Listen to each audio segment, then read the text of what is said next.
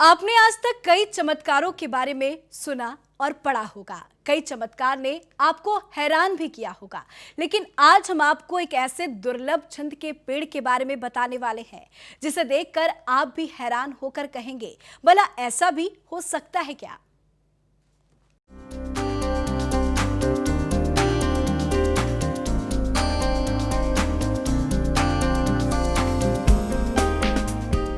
ये खबर आपको हैरान और सोचने पर मजबूर कर सकती है। दरअसल मध्य प्रदेश बैतूल के बारहवी गांव के समीप एक 5 टहनियां वाला दुर्लभ छंद का पेड़ मिला है।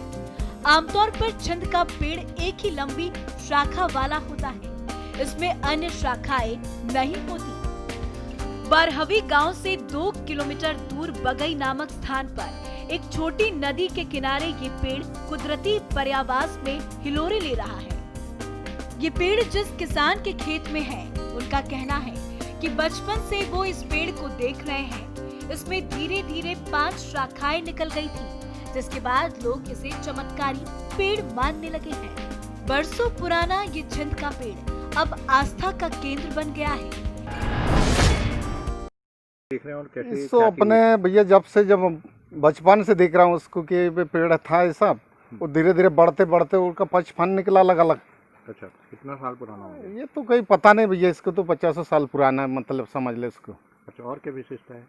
और क्या विशेषता भैया, आते इच्छा से मनोकामना पूरा होता है, पूजा पाठ करते, नारियल वारियल भेंट कर देते, फल फूल चढ़ा देते। इस स्थान पर भोलेनाथ की प्रतिमा विराजमान की गई है, जहां दूर दूर से ग्रामीण अपनी मन्नतें लेकर आते हैं। मान्यता है कि इस दुर्लभ छंद के पेड़ की 5 या 3 परिक्रमा लगाने से कई बीमारियां ठीक हो जाती हैं। लोग इसे पंचमुखी नागेश्वर के नाम से भी जानते हैं।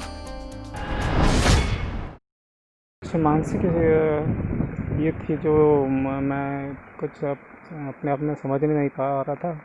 मेरे घर वालों ने यहाँ लाए और मैं अब बुरी तरह ठीक हूँ। क्या कब से हो आप यहाँ पर, कब से इलाज चल रहा है? मैं शायद 10 दिन हो रहे हैं। तो कैसे ठीक हुए आप यहाँ पे? पता नहीं, अपने आप यहाँ पे परिक्रमा होती है, सुबह 4 बजे आरती होती है।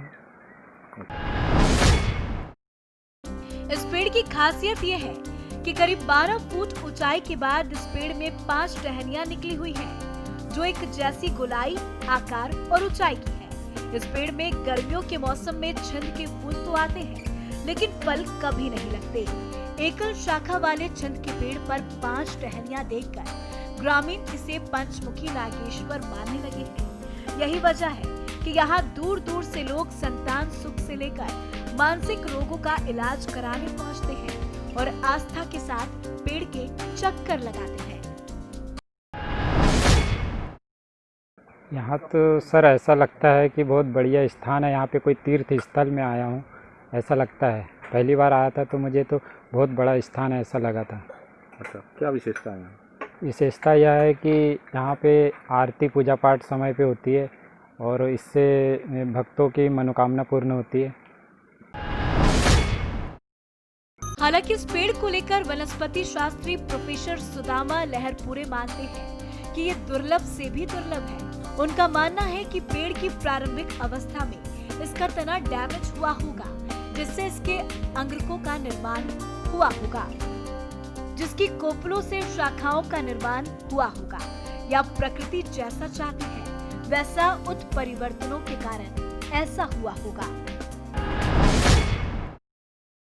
नहीं, ये जो आपने जो सीन का वृक्ष बताया है, ये दुर्लभ से दुर्लभ है, क्योंकि ऐसा होता ही नहीं है।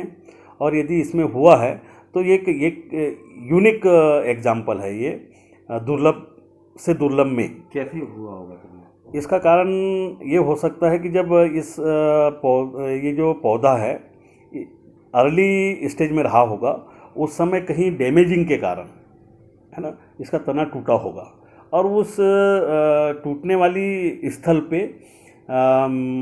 अग्रक टिश्यूओं का निर्माण हुआ होगा। कोपलें निकल गई। हाँ, और जो पोखर मतलब जो है शाखाएं, कोपलें निकली होगी और कोपलों से शाखाओं का निर्माण।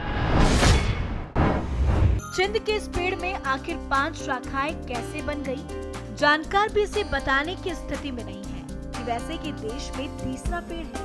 पहला छत्तीसगढ़ में मिला था जिसकी 6 शाखाएं थी और दूसरा गुजरात के महाराष्ट्र में मिला था जिसकी 2 शाखाएं थी।